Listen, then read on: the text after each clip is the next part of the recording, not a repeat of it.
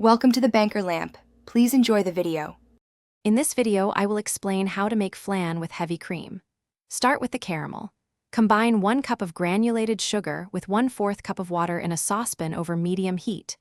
Stir until the sugar dissolves, then stop stirring and let it simmer until it reaches a deep amber color. This usually takes about 8 to 10 minutes. Immediately pour the hot caramel into the bottom of your ramekins, tilting to coat the bottom evenly.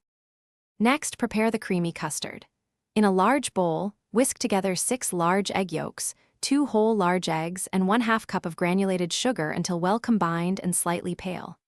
In a separate saucepan, gently heat 2 cups of heavy cream, 1 cup of whole milk, and 1 teaspoon of vanilla extract until just simmering.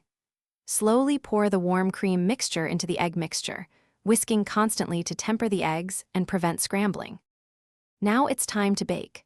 Strain the custard mixture through a fine mesh sieve into a large measuring cup to ensure a silky smooth texture. Pour the strained custard over the caramel in your prepared ramekins. Place the ramekins in a larger baking pan and fill the pan with hot water, reaching about halfway up the sides of the ramekins. Bake at 325 degrees Fahrenheit for 45 to 55 minutes.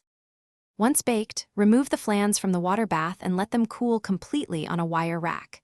Then, refrigerate them for at least 4 hours or preferably overnight to allow them to set properly. When ready to serve, run a thin knife around the edge of each flan, then invert it onto a serving plate. The caramel will flow over the custard, creating a beautiful glaze. Enjoy your homemade, creamy flan. Don't forget to check the description for a link to the Shark AI Ultra Robot Vacuum and other great deals. Thanks for watching. If this was helpful, leave a like and consider subscribing. See you next time.